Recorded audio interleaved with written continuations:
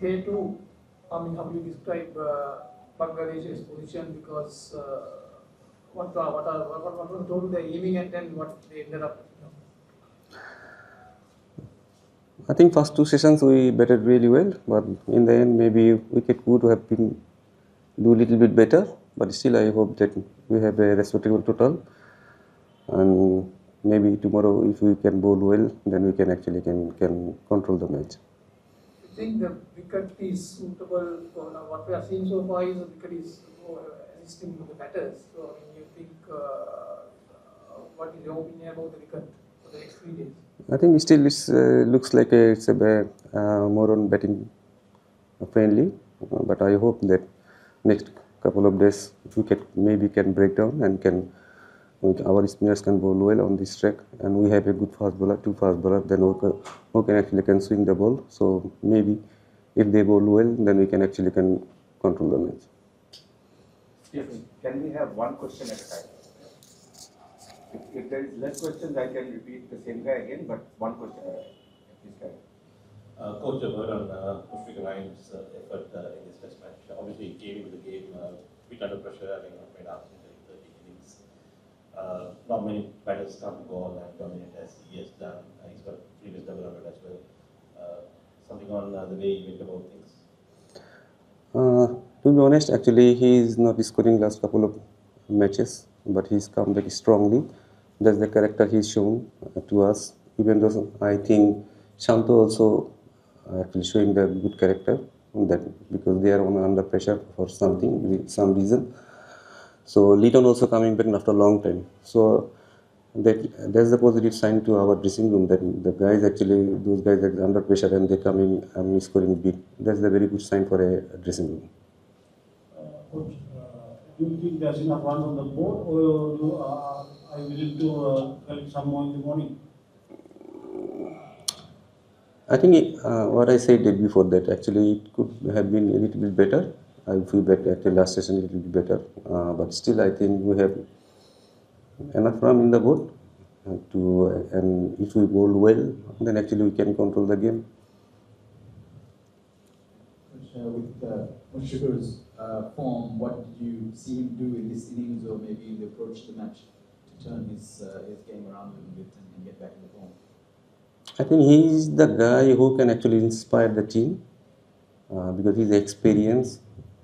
He's not like scoring last couple of matches, what I said before, but his work ethics, and try to improve all the time. That's the character he always showing to our dressing room. So that's the things actually we want from any senior players. So I think that there's the inspirational innings. So that will help our actually other batsmen. Take Bangla from now. লিটনের যে ইনিংসটা ছিল লিটনের যে ইনিংসটা ছিল খুব দারুণ খেলছিলেন তিনি, তারপরে আসলে 90 রানের পরে যেভাবে আউটটা হলেন তার আউটটা নিয়ে আসলে আপনার বিশ্লেষণটা কি হবে? এটা কি নার্ভাস 90 কারণেই কিভাবে হুট করে শটটা নিয়েছেন? আমি বলবো যে সোফার পুরো ইনিংসটাই খুব কন্ট্রোলের সাথে সে খেলেছে এবং খুবই ঠান্ডা মাথায় খেলেছে, বাট ওই শটটাই হয়তো সে পুরো ম্যাচে একটা শটই সে হয়তো খুব বাজে শট খেলেছে। এটা হতেই পারে ক্রিকেটে, বাট আই থিঙ্ক আমি মনে করি যে এখান থেকেও সে এটা থেকে আরও শিখবে। আমরা আশা করি যে লিটন আরও বড় ইনিংস খেলবে এবং হোপফুলি সে এটা নিয়ে কাজও করতেছে। আমার মনে হয় যে নেক্সট টাইম সে এই ভুলটা আর করবে না। আপনি কি মনে করেন যে বৃষ্টির ব্রেকটা আমাদের সন্দেহভাজনে একটা ভূমিকা রেখেছে? আরেকটা হচ্ছে যে উইকেটের যে সিচুয়েশন আমাদের বোলাররা এখান থেকে আসলে কি পজিটিভ নিতে পারবে? পজিটিভটা আমি আসলে ওদের বোলিং থেকেই নিতে চাই, কারণ ব্রেকের পরেও তারা বলটা যেভাবে মেনটেন করছে এবং যেভাবে সুইংটা করিয়েছে, কারণ এটা কিন্তু আমরা প্রথম 2 দিনে কিন্তু মানে লাস্ট 5টা সেশনে কিন্তু ওইভাবে দেখি নাই। সো সেইটা যদি হয় তাহলে আমার মনে হয় সেটাও আমরা হয়তো কাজে লাগাতে পারি, তাদের কাছ থেকে সেটা আমরা শিখতে পারি। এবং আমার মনে হয় যে উইকেটে হয়তো আমাদের স্পিনাররা অনেক ভালো বল করার চেষ্টা করবে, বাট পেস বলারও আমার মনে হয় যে যেহেতু আমাদের জোরে বলার আছে এবং তারা যদি বলটা ঠিকমতো মেনটেন করতে পারে, আমার মনে হয় যে এখান থেকে আমরা আসলে ফায়দা নিতে পারবো। বৃষ্টিটা আসলে এটা তো আসলে কিছু করার নেই, এটা কিছু করার নেই, বাট আপনি হয়তো আমরা আসলে কিছু বাজে শট খেলেছি যে কারণে আসলে উইকেটগুলো পড়েছে। বোলিংয়ের বিষয়টা যুবরাজ রিভার্সিংটা ফেল হয়, মনে হয় পেসারদের মানে গোয়িং ফরওয়ার্ড এই টেস্টে আর কি এভাবে উইকেটটা নিতে হবে কনভেনশনাল খুব একটা পাওয়া যায় না। হ্যাঁ, আমার মনে হয় যে এখান থেকে আসলে যদি আমাদের উইকেট থেকে যদি প্রথমে নতুন করে আমরা যদি সুইং নাও পাই, আমার মনে হয় যে বলটা মেনটেন করা খুব বেশি জরুরি, এবং এখান থেকে যে বললেন যে রিভার্স সুইংটা যদি আমরা করাতে পারি, সেটাও আমাদের জন্য যে কোনো সময় আসলে টিমের মোমেন্টামটা ঘুরে দিতে পারে। Done? Done. স্যার তাদেরকে কোশ্চেন করেছিলাম যে আসলে দ্বিতীয় দিন শেষে কারা আসলে কন্ট্রোল করছে ম্যাচটা, কারা ড্রাইভিং সিটে রয়েছে। আপনার আসলে কি মনে হয় যে শেষ এসে যদিও আমরা অনেকগুলো উইকেট হারিয়েছি, তারপরও 500 রানের কাছাকাছি আমরা রয়েছি, কারা ড্রাইভিং সিটে? না, এটা তো আসলে কখনোই বলা যাবে না যে আসলে কারা ড্রাইভিং সিটে, কারণ আমাদের প্রতিটা সেশন বে সেশনে আমাদের ভালো খেলতে হবে। আমরা হয়তো এখানে 6টা সেশন হয়েছে, হয়তো আমরা ফার্স্ট সেশনটা প্রথম সেশন আমরা ভালো খেলিনি, আজকে লাস্ট সেশনটা ভালো খেলিনি। সো আপনাকে আসলে প্রতিটা সেশনই আপনাকে জিততে হবে। তো আমরা চেষ্টা করবো প্রতিটা সেশনে যেন আমরা ম্যাচ কন্ট্রোল করতে পারি এবং সেখান থেকে আমার সেশন বাই সেশন আমরা জিততে পারি। যদি আমরা সেশন বাই সেশন জিততে পারি, আমরা মনে হয় যে আমরা ভালো অবস্থানে থাকবো।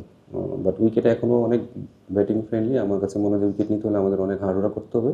যেরকম আমাদের ব্যাটসম্যানরা আসলে মনে হয়েছে অনেক ফ্রেন্ডলি, বাট আমি মনে করি তারা অনেক ভালো বল করেছে। তারা মানে তাদের প্ল্যান অনুযায়ী বল করেছে। আমাদের ব্যাটসম্যানদের কিন্তু রান করতে অনেক কষ্ট হয়েছে, যেরকমভাবে খুব ইজি রান আসছে। তো আমাদেরও মানে সেইভাবে হার্ডওয়ার্ক করতে হবে, সেখান থেকে আমাদের আসলে আমাদের যে যে যে জিনিসটা আমরা চাচ্ছি সেটা যেন আমাদের বলাররা করতে পারে। Two more questions. Right?